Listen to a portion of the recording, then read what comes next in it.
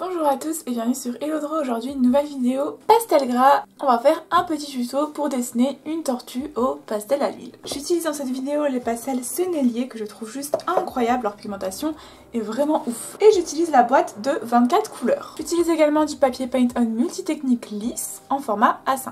On se met en format paysage et on vient prendre son masking tape pour masquer tous les contours et avoir des contours propres. Je viens prendre un critérium et je viens esquisser d'abord la tortue. Je viens tracer une ligne d'horizon comme ça rapidement. Donc en gros là ça va être le dessus de la mer. Et pour qu'il y ait une sorte de petite perspective, on va faire la mer un peu courbe. Comme ça. Donc en gros ça va se voir surtout à la colo. Et la tortue va venir se placer ici. On va venir schématiquement réaliser deux cercles pour la tortue. Un pour la tête et un pour la carapace. C'est pas vraiment des cercles, en réalité c'est plutôt des ovales. Et une fois que j'ai tracé ces deux ovales, je viens estomper un petit peu mon trait de crayon et on va venir repasser pour détailler un petit peu, mais là on a les lignes directrices. Pour la tête c'est assez simple et au bout d'un moment ici on repart pour faire la bouche.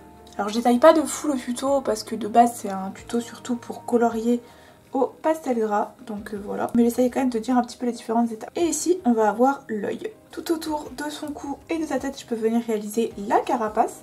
Donc on aura le haut de sa carapace juste là et ensuite on pourra faire un trait comme ça pour faire le bas de la carapace. Ici on aura un petit arc qui correspondra en fait à la nageoire, enfin sa patte, je sais pas exactement comment on appelle ça, je pense que c'est une nageoire chez une tortue.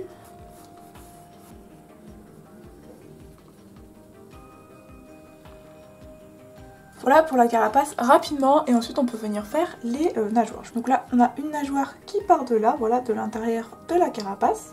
On peut faire un grand arc comme ça pour délimiter à peu près comment va la nageoire et ensuite on peut détailler.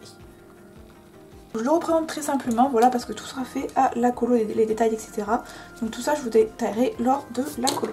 Et pareil ici, il aura une de ses nageoires qui va partir de là. Et on a également une de ses pattes qui sera visible juste là. Ça me semble pas mal pour le brouillon, on n'a pas forcément besoin de plus que ça parce que tout le reste va se faire à la colo, même les détails, etc. Je vais faire quelques corails ici, le reflet de l'eau, mais tout ça je vous expliquerai au fur et à mesure. Je vais ensuite sélectionner mes couleurs, on va commencer je pense par la tortue et on terminera par le fond. Donc vous allez estomper un petit peu vos traits de crayon parce qu'avec le pastel après c'est très compliqué de gommer. Du coup vous estompez au maximum vos traits mais pour quand même un petit peu les voir. Alors, je pense que vous verrez pas trop mais bon c'est pas très grave. On va commencer par le dessous de la carapace qui est juste là et on va faire des nuances de rouge. Donc moi je sélectionne des nuances de rouge, notre tortue sera un petit peu multicolore, on va sûrement faire un petit peu plus de vert et de bleu en haut et un petit peu plus de rouge sur le bas. Le dessous de la carapace elle est assez simple, c'est surtout des écailles, voilà, mais des grosses écailles, du coup ça va être assez simple normalement. Je vais également utiliser une estompe pour pouvoir estomper les couleurs. Et en gros je viens prendre quelques nuances de rouge, voilà, un petit peu de jaune, de orange et du marron. Je commence par mon marron et comme vous avez pu le voir on va pas pouvoir faire beaucoup de détails parce que le pastel est quand même très gros. Là du coup je viens tout simplement faire quelques détails, voilà, donc là je commence par tracer déjà le dessous de la carapace et je viens faire quelques écailles. Voilà, donc c'est assez simple. Ensuite je viens prendre du rouge foncé et je viens repasser tout autour comme ça. Et ensuite je fais la même chose avec mes trois couleurs et en gros je viens dégrader les trois couleurs et le jaune sera au centre. Et ensuite je peux venir estomper rapidement. D'ailleurs si on veut on peut rajouter un petit peu plus de nuances de noir, voilà, sur quelques écailles pour pouvoir donner un petit peu plus d'ombre, de relief, etc. Pas trop parce que j'aime pas trop surcharger en noir. Et ensuite on vient réestomper encore. Voilà, de près ça donne ça, c'est plutôt cool. Ensuite on vient passer à la carapace supérieure. Et pour ça je vais venir sélectionner des nuances de bleu comme je vous l'ai dit. Voilà, donc j'en prends que 3, je prends des nuances assez vives parce que je kiffe les nuances vives et je voulais vraiment que la tortue ressorte par rapport au fond qu'on va faire. Alors là ça va se décomposer en deux étapes, il y a une étape qui est aussi des écailles juste là, mais des petites écailles et ensuite vous avez des plus grosses écailles un petit peu comme la carapace inférieure. Donc on va commencer pareil par prendre notre marron et par délimiter un petit peu les écailles rapidement. Et ensuite je fais des plus grosses écailles. Je viens prendre ma couleur claire et sur ces grosses écailles ici, je viens faire plein de petits traits. Alors petits traits en fait ça se verra pas tant que ça, parce que vous avez vu le pastel est quand même super gros. Mais en gros voilà ça va donner un petit effet quand même cool. Et ici on peut faire la même chose mais des traits dans ce sens là. Donc là pareil les traits c'est pas vraiment des traits en réalité c'est plus des petits ronds ou des trucs comme ça parce que voilà. Je viens prendre ma couleur bleu foncé et je viens tracer tout autour des écailles. Donc en gros je trace un tout petit peu en dessous du marron. Et ensuite je viens prendre le vert pour compléter. En gros je fais pareil, je fais des petits traits aussi. Au final je pense qu'on verra pas tant que ça les petits traits, même pas du tout, mais bon c'est pas très grave. Au moins ça nous fait un petit peu mélanger les couleurs. Je peux rajouter quelques nuances de rouge un petit peu sur les écailles qui sont juste là. Donc voilà, ça va donner un petit aspect rouge pour rappeler un petit peu la carapace du bas. Et également un tout petit peu de jaune. Donc sans estompage, ça donne ça. Ce qu'on peut faire, c'est prendre notre noir, pareil, repasser certaines écailles. Et ensuite je prends une estompe, alors en l'occurrence là c'est un tourbillon mais ça ressemble à une estompe, c'est le même délire. C'est juste parce que il est un petit peu plus fin que celui-là, du coup je me dis que ce sera peut-être plus simple. Et ensuite j'estompe. Donc en gros pour estomper, en fait il faut pas estomper n'importe comment sinon toutes les couleurs se mélangent. Mais en gros vous voyez là par exemple je repasse les écailles comme ça à chaque fois avec mon tourbillon. Donc je vais appeler ça une estompe parce qu'en réalité c'est comme une estompe. Et une fois que c'est terminé, je mixe un petit peu les couleurs. Soit en faisant des petits ronds, donc dans ce cas là ça va casser un petit peu les traits qu'on a fait, mais c'est pas grave, en vrai on va mélanger les couleurs, donc ça donnera des nuances sympas. Soit je peux également faire des traits comme ça, mais en réalité ça changera pas grand chose parce que la surface est assez petite, donc au final on verra plus du tout en fait les traits qu'on a fait. Et du coup ça donne ça pour le haut de la carapace. Je peux rajouter également quelques nuances de blanc, alors là comme le blanc est beaucoup trop gros, j'utilise également mon tourbillon pour venir en gros récupérer un peu de matière et rajouter un peu de blanc comme ça directement dessus. Comme ça ce sera un petit peu plus fin. Ensuite on va passer au cou et à la tête, ça va être un petit peu délicat parce que pareil c'est assez fin. Donc je pense que ça va être un peu compliqué. Mais en gros je viens utiliser mon noir et en fait le cou est assez ridé et assez écaillé etc. Du coup on va venir faire un mélange entre des traits et des mini écailles. Ensuite je viens utiliser un petit peu mon rouge et également ma couleur ocre pour venir colorier un petit peu tout ça. Et pareil je viens estomper, alors l'endroit du coup où j'ai fait des petites écailles je viens tapoter en faisant des petits ronds ou des petits points. Donc en gros tout là j'avais mis des écailles. Et je viens faire des traits à l'endroit où j'avais fait des traits pour rester dans le même principe d'estompage. Hop, ça se voit pas de fou mais voilà. Et ensuite ça repart un petit peu sur des écailles. Donc je fais des petits ronds. Et ensuite je viens prendre mon blanc pour ajouter un petit peu de blanc. Ensuite la peau va être assez ridée en bas et il y aura quelques petites écailles en haut. Du coup avec mon marron je viens faire quelques petits ronds comme ça pour représenter un petit peu les écailles. Et je viens également représenter un petit peu des rides juste là. Pour l'œil je viens prendre un noir, pour le nez aussi je viens prendre un petit rond et là je viens tracer l'œil. Alors pareil je galère un petit peu parce que c'est super fin et là je viens prendre la bouche. Donc vous inquiétez pas, on va estomper, ça se verra un petit peu moins. Hop, je rajoute un petit peu de blanc aussi, rajouter un petit peu autour de l'œil. Je rajoute également un petit peu de blanc sur la tête pour la base et ensuite je reviens prendre mon ocre pour compléter un petit peu la couleur. Donc la tête sera plutôt claire. J'ajoute également un petit peu des nuances de rouge dans la tête. Et ensuite je viens estomper pareil avec mon estompe.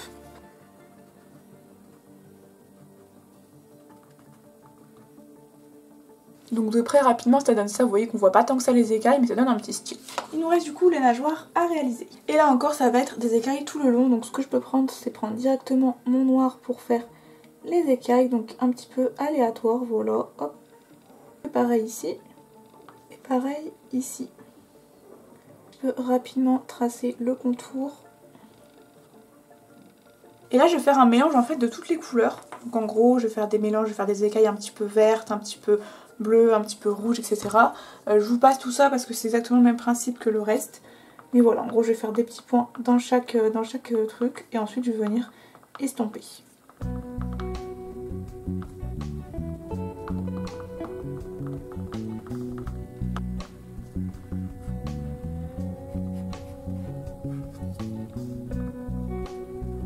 Voilà du coup de près à peu près ce que ça donne. Donc là il nous reste du coup le reste à faire, toute l'eau, etc.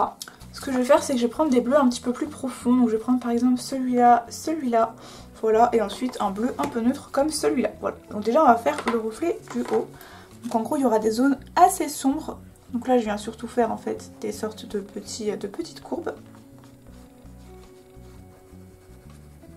Et ce qu'on peut faire, c'est ajouter un petit peu des couleurs en fait relatifs à la tortue. Donc du coup je vais rajouter un petit peu des petites vagues de rouge, des petites vagues de jaune, etc. Et également du blanc. Je peux rajouter un tout petit peu de noir, voilà, dans les zones très très sombres. Un petit peu sur les côtés, pas beaucoup. Et voilà, et là je peux estomper tout ça. Pour estomper, je vais te préciser, je fais exactement les mêmes mouvements que j'ai fait. C'est-à-dire que je fais des mouvements comme ça, de va-et-vient, voilà. Mais surtout à peu près en courbe et suivant à peu près les lignes que j'ai faites.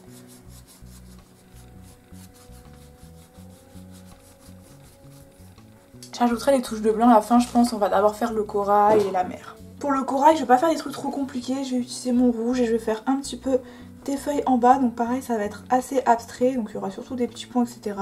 Je fais un petit peu des plantes, voilà, par-ci, par-là, comme ça. Je fais pareil avec mon jaune. Et ensuite, je peux également utiliser cette couleur qui est une couleur un petit peu plus neutre. C'est un mélange en gros entre du vert et du... je sais pas quelle couleur, mais en gros c'est du vert un petit peu kaki. Et ensuite je vais venir compléter, alors je vais prendre mon bleu foncé et en gros je vais faire quelques petits reliefs comme ça, voilà. Et après ça va être tout en bleu, sans quasiment sans aucune nuance. Et ensuite je vais prendre mon bleu, alors je regarde juste c'est quel bleu, ce sera plutôt celui-là je pense. Et ensuite du coup je colorie tout en bleu.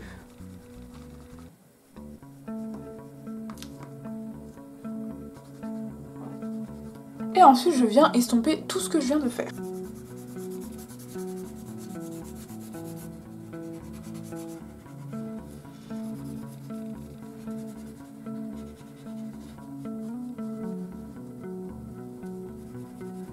Là je vais rajouter un tout petit peu de nuance en bas, donc en gros c'est pour faire la frontière entre le monde extérieur entre guillemets et le monde intérieur, pour pas que ce soit trop brut parce que là je m'aperçois que c'est un petit peu brut quand même. Du coup je peux continuer de réaliser quelques traits, voilà, comme ça, pour atténuer au fur et à mesure. Et je peux également rajouter du blanc, comme je vous avais dit, vers la sortie.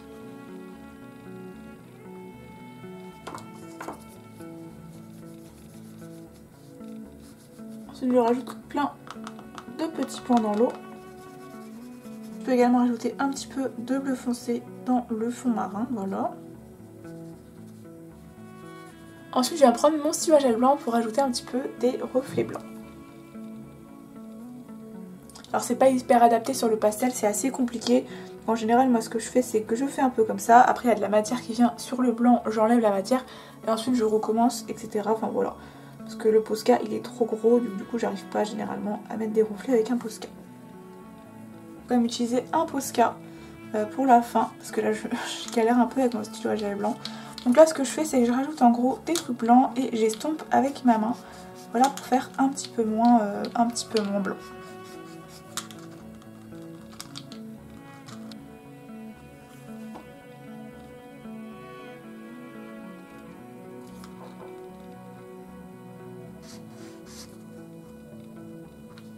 Et enfin je viens prendre mon liner noir, voilà, parce que l'œil ressort pas assez je trouve. Du coup je vais rajouter un petit peu quelques zones. Comme ça je vais pouvoir être beaucoup plus précise. Vous avez pu voir, je peux faire quelques rides autour, voilà. Hop, là je peux détailler un petit peu le contour. Je vais faire un semi-line en fait. En gros pour faire ressortir un petit peu. Donc là c'est un peu pareil que le liner blanc, en fait à chaque fois je suis obligée d'enlever un petit peu le résidu. Et j'ai un liner un petit peu plus gros sous forme de brush que je peux également utiliser parce que lui du coup il est un petit peu... il s'adapte un petit peu plus, donc du coup on peut également faire sur le pastel. Le but c'est pas de faire tout l'ancrage de la tortue, hein, c'est juste de faire ressortir quelques éléments.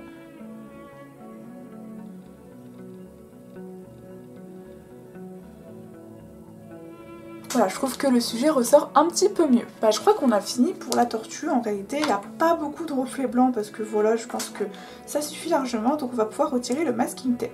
Comme d'habitude, j'ai arraché la feuille alors qu'en plus j'avais acheté un masking tape qui marchait bien. Mais là, je pense que j'ai fait de la merde. On fait également attention à ne pas mettre ses doigts n'importe où parce que sinon, le pastel étant très salissant, ça va tacher vos bords. Bon, de 1, j'ai tout arraché et de 2, j'ai foutu du pastel partout parce que mes mains sont dégueulasses. Voilà. Donc je prends ma gomme mie-de-pain, j'essaye de gommer au maximum les trucs que j'ai fait parce qu'on va venir appliquer de la bombe à pastel et du coup sinon les couleurs elles vont se fixer. Et voilà. Donc là je vais appliquer de la bombe pour pastel.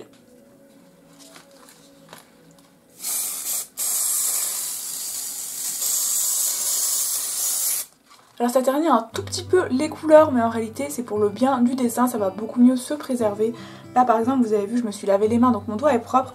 Si je fais comme ça, en réalité quand c'est sec en fait ça va, donc il y a un tout petit peu de matière parce que ça peut pas non plus tout enlever entre guillemets, mais en gros vous allez pouvoir beaucoup moins estomper, donc en gros vous allez pouvoir faire comme ça sans que de la matière parte de votre main. Voilà, alors que si j'avais pas mis de bombe, tout partirait si je fais comme ça, tout s'estompe etc. et les couleurs se mélangent. Comme ça vous pouvez l'encadrer ou le caser dans vos dessins.